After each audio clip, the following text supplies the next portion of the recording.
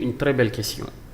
ñoom ñi ngi nekk di réunir d'ici le 16 pour dem à l'Assemblée nationale pour soulever l'immunité parlementaire u monsieur Farba Ngom. Énergie bi ñuy dépenser ci loolu ak li muy laaj ci xaalis dugal loi pour criminaliser homosexualité laaju ko. Mais pourquoi defuñu ko? C'est une très belle question. Là il faut le demander à monsieur Sonko. moom moo doon taxaw ni bu jëlee nguur gi li muy njëkk a def loi bi muy njëkk a dugal ci Assemblée nationale mooy la criminalisation de l'homosexualité mën naa am da ko bëgg a denc. bu demee ba rebelle wu wan ginnaaw Diomaye di ko opposé wu. taxaw waxaat ni man kat maa waxoon soo leen ma joxee mais ki doon jiite nangu ko léegi damaa bëgg yéen ngeen fal ma soo leen ma falee nag bii pa dinaa criminaliser homosexualité xam naa fa la jëm. man naa yow daal daa mel ne d'accord ak benn point ak Ousmane Sonko. waaw bari na yu ñu d'accord maa ngi est-ce que am na bu ngeen d'accord yaa ak moom.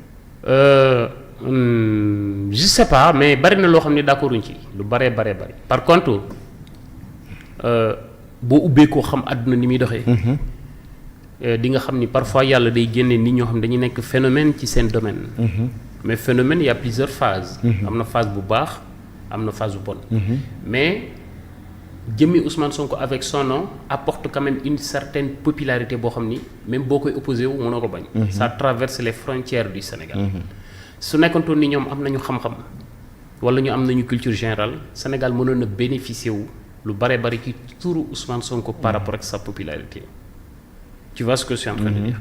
Malheureusement ñoom xamuñu te mënuñu tëj ki mu dal ci moom il n'est pas du tout simple xam nga bu la yàlla joxee lépp mooy yow nga créer parti politique sénégalais yi wuy si la nga ni yaa choisir nit ñu fal ko yow nguur gi mu ngi ci say loxo demal nga bancariser wu ji fenn nekk sentinelle lépp wuy si na la bu dee jigéen la wuy si na la bu dee sàngara la wuy si na la bu dee aw yàpp la wuy si na la bu dee kër wuy si na la bu dee oto bu lépp lu ñu war a dund ci àjjana ci kaw suuf mu ngi ci say loxo jël ci li nga bëgg yow ak say njaboot nga dem nga dund un paradis sur terre nga bàyyi ko mu gouverner pendant 5 ans nga toog di seetaan su baaxee ci la Sénégalais yi gën a nammee ndax dañuy xam ni bu doon yow mu gën a baax.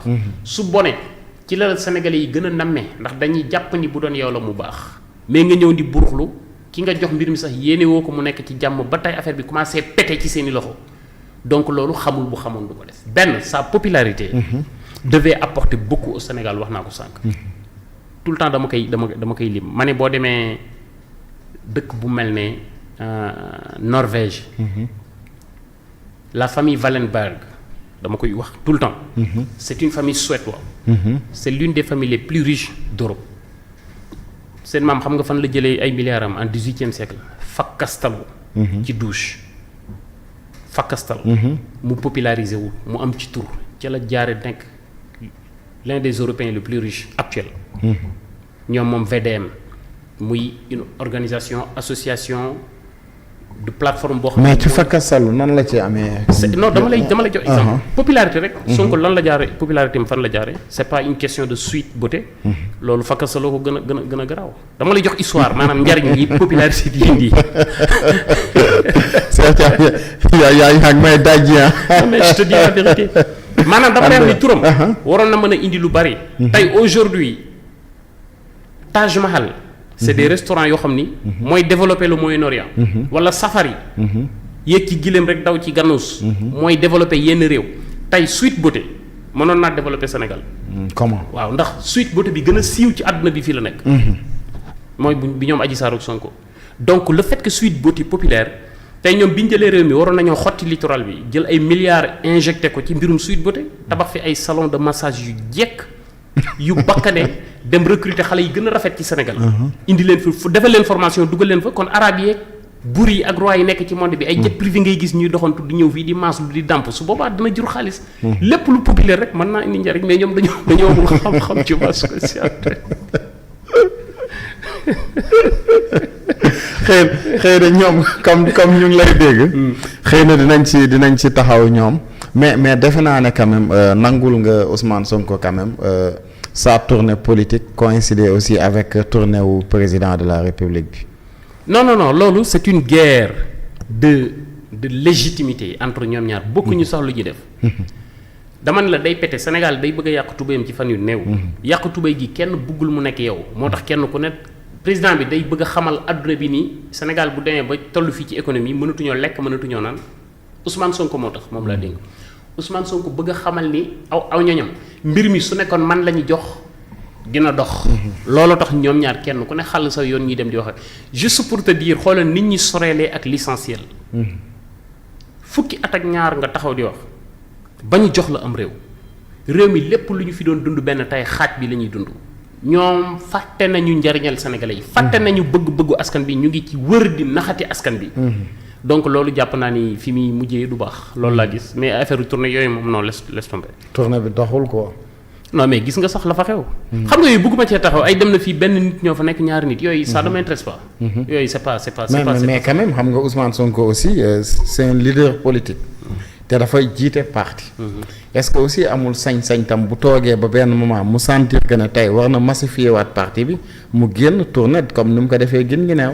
non loolu moom am na ci droit. xam nga nit am droit ak droit bi gën ci société bi du benn. moom li mu am droit bari na. mais li société bi di xaar ci moom ay responsabilité la dafa ñëw ni askan bi yéen a ngi dund gu déggal. soo leen ma joxee dinaa leen yóbbu ci àjjana ci kaw suuf ñu jox ko ñaari at. liñ doon dund gu déggal fi mu ne nii ñun dañoo dee ba ni wet.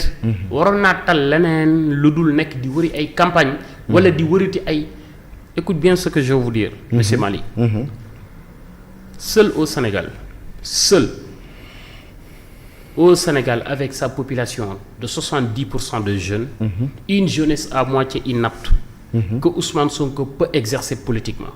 J'ai l'habitude de le dire, si nous étions dans un pays sérieux, il ne pouvait pas être vigile dans un supermarché qui a un budget de 2 milliards. C'est grave. Non mais je te dis la vérité. Tu ne peux pas mentir pendant au bout de 10 ans de l'opposition, on te donne le pays, tu es incapable de nous amener là où on rêvait. Tu nous rétrogrades, tu dégrades notre système diplomatique, tu dégrades notre économie, tu dégrades tout ce que nous avions auparavant pour vivre mieux.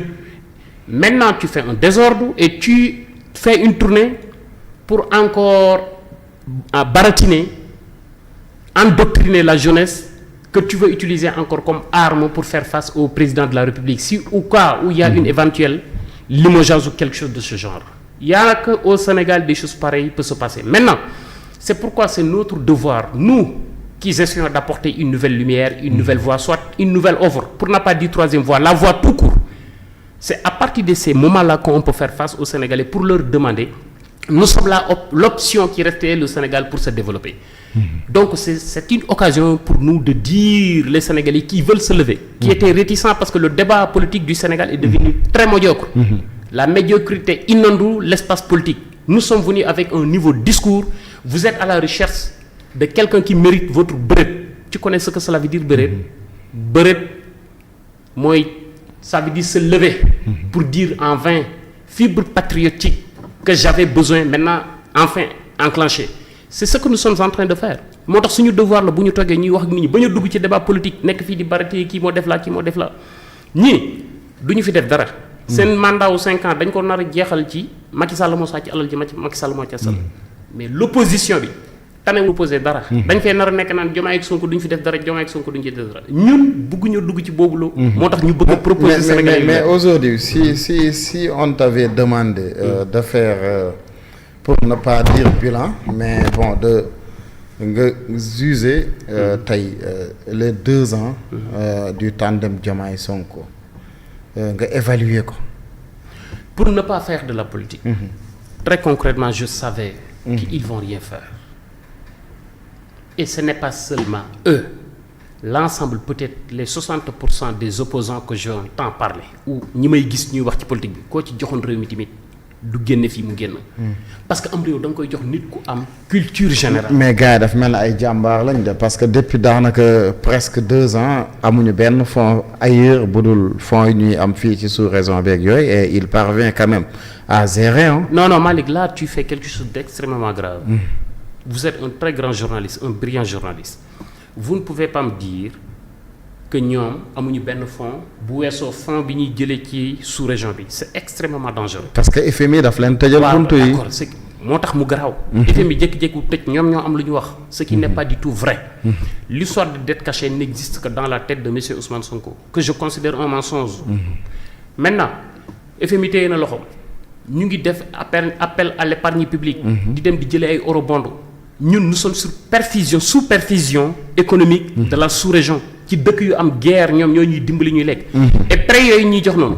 est-ce que xam nga longévité bi maanaam ci datu yàggaay bi est-ce que xam nga risques yi muy combler parce que ci chute la ñuy jëm taxes yi ñu ciy teg ak li ñëpp li fi Macky Sall leb ñu wax ko ci 12 ans ñoom leb nañ ko ci 2 ans donc c'est extrêmement grave moo tax ñii nuñ leen gën a mën a def ba gën leen fi gaaw a jëlee dañ ko war a def te loolu dafa war a intéresser képp kuy sénégalais devoir patriotique la dooy affaire nguur affaire lii maintenant ñoom bi ñuy laaj am na sénégalais yu nekkoon au-delà de ñoom liñ doon xalaate man bokkuma woon ci ñi gëmoon ne ñoom dañuy def bari nañu ñu bokkul ci ñi gëmoon ni dañuy def ñooñu tey ñoo commencé am raison moo tax ma ni ñun ñooñu la ñuy waxal pour ñu ñëw ñu ànd ñu nangu réew mi defar ko ci ñi ko yoroon de 1960 ba tey 2024 ñoom def nañu seeni jaloore li ñu man feeñ na pare nañ ci beneen tendance moo war a génn mooy ñu mel ni man ak yow bari nañ ci monde bi ñu nangu réew mi doxal ko jërëjëf Cheikh Thiam tey ñu bari ñu ngi théoriser quand même l'ancien chef de l'État Macky Sall à la tête de l'ONU mais bañ ko dalee wax ba léegi am na ñu bari ñu bokk Pastef quand même ñoom moom dañu vraiment